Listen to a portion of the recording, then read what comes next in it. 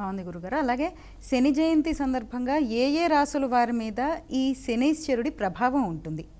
ద్వాదశ రాశుల మీద శని భగవానుడు ప్రభావాన్ని కలిగింపజేస్తాడు. కొన్ని రాశులకు అనుకూల ఫలితాలు ఇస్తాడు, కొన్ని రాశులకు వ్యతిరేక ఫలితాలు ఇస్తాడు. ఒక్కొక్క రాశిని మనం తీసుకుంటే ప్రభావం తెలుస్తుంది. ప్రధానంగా మేషరాశి వాళ్ళకి ఇప్పుడు ఏలినాటి శని దోషం నడుస్తుంది. శని వ్యయస్థానంలో ఉన్నాడు కాబట్టి శని భగవానుడు మేషరాశి వాళ్ళకి ఏం చేస్తాడంటే ఖర్చులు ఎక్కువ ఇస్తాడు. రూపాయి ఖర్చు పెట్టాల్సిన చోట మేషరాశి వాళ్ళు 10 రూపాయలు ఖర్చు పెట్టడం ఇలాంటివి జరుగుతాయి. శత్రు బాధలు ఎక్కువగా ఇస్తాడు. అంటే పైకి నవ్వుతూ వెనక వెన్నుపోటు పొడిచేవాళ్ళు మేషరాశి వాళ్ళకి ఎక్కువగా ఉంటారు.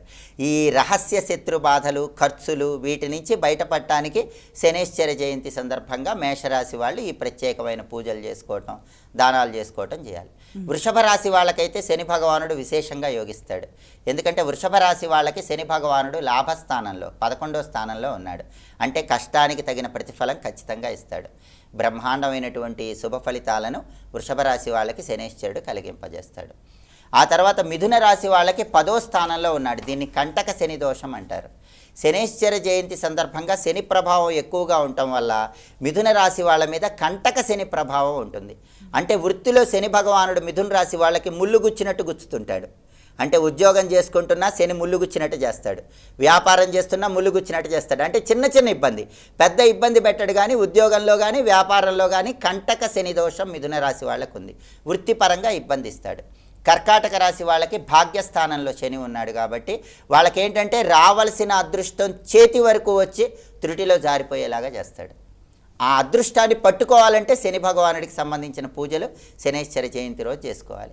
ఇక సింహరాశి వాళ్ళకి అష్టమ శని ప్రభావం ఉంది.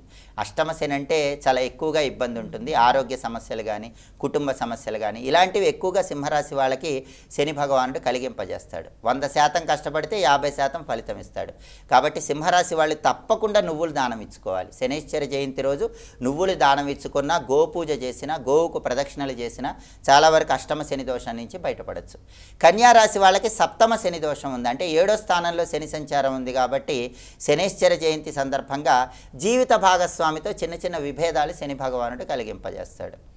అలాగే పెళ్ళిళ్ళు కావాల్సిన వాళ్ళకి కొంచెం పెళ్లి నిశ్చయం కావటం ఆలస్యం అవటం, సంబంధాలు చేతి వరకే వచ్చి జారిపోవటం ఇలాంటివి కన్యారాశి వాళ్ళకి కలిగింపజేస్తాడు. తులారాశి వాళ్ళకి చాలా అద్భుతంగా యోగిస్తాడు. 6వ స్థానంలో ఉన్నాడు. కష్టానికి తగిన ప్రతిఫలం ఇస్తాడు. శత్రుబాధల్ని తొలగింపజేస్తాడు. ధన ఆదాయ మార్గాలు పెంచుతాడు. అప్పులుంటే అప్పులు తీరేలాగా చేస్తాడు. తులారాశి వాళ్ళకి బాగా యోగిస్తున్నాడు.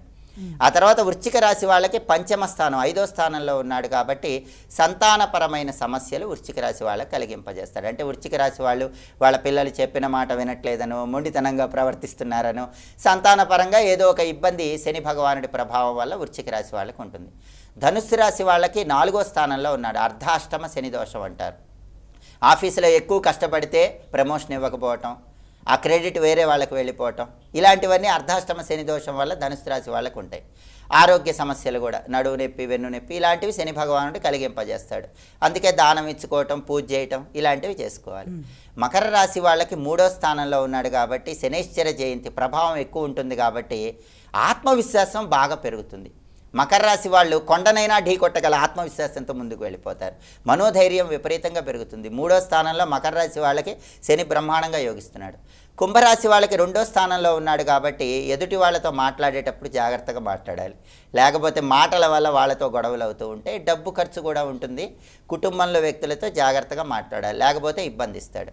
ఇక మీనరాశి వాళ్ళకి వాళ్ళ రాశిలోనే ఉన్నాడు. వాళ్ళ రాశిలోనే ఉన్నాడు కాబట్టి బాగా ఎక్కువ కష్టపడితే ఫలితం వచ్చేలాగా చేస్తూ ఉంటాడు.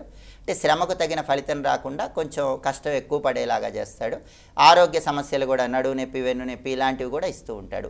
కొన్ని రాశులకు అనుకూల ఫలితాలు ఇస్తున్నాడు, కొన్ని రాశులకు వ్యతిరేక ఫలితాలు ఇస్తున్నాడు. అనుకూల ఫలితాలు పెరగాలన్నా, వ్యతిరేక ఫలితాలు తగ్గింపజేసుకోవాలన్నా, శని భగవానుడి అనుగ్రహం కలగాలంటే దానాలు ఇచ్చుకోండి, లేదా అభిషేకం చేసుకోండి.